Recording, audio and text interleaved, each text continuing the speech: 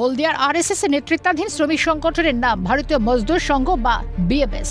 কয়েক বছর ধরে সেখানে গজিয়ে উঠেছে আরেকটি শ্রমিক সংগঠন ভারতীয় জনতা মজদুর সেল বা বিজেএমসি।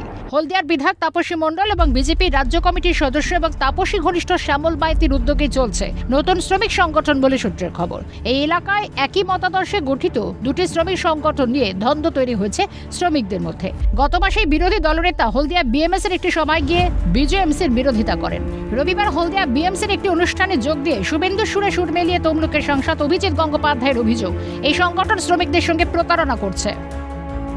সুবিধে অসুবিধে শ্রমিক হিসেবে বা কর্মচারী হিসেবে কর্মী হিসেবে সবকিছুর দেখভাল করবে বিএমএস, ভারতীয় মজদুর সংঘ।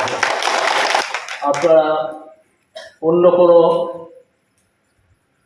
এই ধরনের নামের কোনো সংগঠনের দ্বারা প্রতারিত হবেন না। সূত্রের খবর, বিজেএমসির নামে হলদিয়ার বিভিন্ন কারখানায় শ্রমিকদের বেতন বৃদ্ধি চুক্তির খসড়াতে সভাপতি হিসেবে স্বাক্ষর রয়েছে বিধায়কের। এ প্রসঙ্গে নাম না করে দলীয় বিধায়ককে ঠুকেছেন সাংসদ।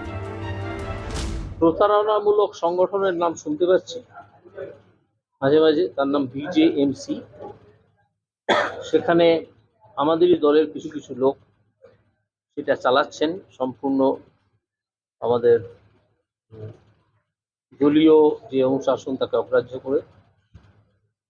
এবং আমার কাছে যে প্রচুর অভিযোগ আসছে যখন আমি হলদিয়াতে এসে বসছি, বিএমএস এর ওপর যারা নির্ভর করেন তাদেরকে ভেঙে বিজেএমসি নাকি সেখানে নিয়ে চলে যাওয়ার উদ্যোগ নেওয়া হচ্ছে আমাদেরই দলের দু একজন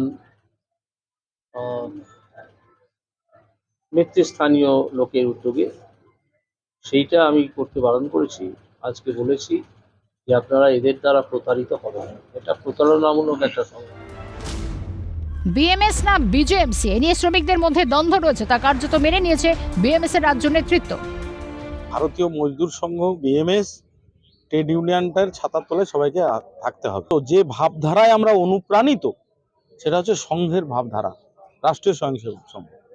তা সেই সংঘের যে সংগঠন আরএসএস এর যে সংগঠন, শ্রমিক সংগঠন, সেটা হচ্ছে বিএমএস। তা সেই বিএমএস এর সঙ্গে স্বাভাবিকভাবেই আমাদেরকে থাকতে হবে। কেউ যদি ওই সংগঠন করে সেটা আইনত শুদ্ধ নয়, সেটা যারা করছে তারা ভুল করছে। শ্রমিকরা বিভ্রান্তি হচ্ছে একটু যে কি ব্যাপার, আমরা তো বিএমএস করতে চাই, এরা আবার কারা, এই সংগঠনের নাম তো আমরা শুনিনি। কিন্তু সেখানে ভারী কিছু লোক থাকার ফলে, যার ফলে শ্রমিকরাও ওদিকে যাব না বিএমএস এর দিকে যাব, সেটা একটু দ্বন্দ্বে ছিল। কিন্তু এখন সেই দ্বন্দ্বটা শ্রমিকদের কাছে পরিষ্কার হয়ে গেছে। দ্বন্দ্ব সব দলেই টুকিটাকি থাকে, ওনাদের যেমন বৃহৎ আকার ধারণ করেছে, আমাদের সেরকম বৃহৎ আকার ধারণ করেনি। ছোটখাটো কেউ একটু ওঠার চেষ্টা করছিল, সেটা দল উপর থেকে সেটাকে কন্ট্রোল করছে। পাল্টা জবাবে হলদিয়ার বিজেপি বিধায়কের চাঁচাছোলা মন্তব্য, সাংসদ এখনো হলদিয়া সম্পর্কে সম্পূর্ণ ওয়াকিবহাল নন। এমপি মহাশয় হলদিয়া সম্পর্কে এখনো সবকিছু জানেন না। হলদিয়ার কি পরিবেশ কি এগুলো উনি এখনো জানেন না। উনি নতুন এসছেন, আস্তে আস্তে জানবেন। আর আমি বিধায়ক হিসেবে কখনোই কোনো শ্রমিক সংগঠন করিনি। যে শ্রমিক বিপদে পড়ে তাদের প্রয়োজনে আমাকে ডাকে পরামর্শ দেওয়ার জন্য, আমরা সেই সমস্ত শ্রমিকদের পরামর্শ দিই। জানেন না বলছি তো, উনি হলদিয়ার কোনো কালচার সম্পর্কে কিছুই এখনো জানেন না। ওনাকে কেউ ভুল কিছু শুনিয়েছে, উনি সেটা নিয়ে বলেছেন। কেউ ওনাকে ভুল কিছু বলার জন্য প্রভাবিত করছেন। উনি একজন সিনিয়র ব্যক্তি, উনি এখন সাংসদ হয়েছেন। ওনার সব দিক কিছু বলার আগে সব দিক ভাবনা চিন্তা করে বলা উচিত। উনি জানেন না। আমি বিধায়ক হিসেবে এখনো কোনো শ্রমিক সংগঠন করিনি, এটা ওনার আরও ভালো করে জানা উচিত ছিল। উনি না জেনে এইসব বক্তব্য করেছেন, এই বক্তব্যের কোনো মানে নেই আমার কাছে। অরাজনৈতিক একটা সংগঠন, শ্রমিক সংগঠন, তাদের সম্মেলন, তারা কাকে ডাকবে না ডাকবে তাদের ব্যাপার।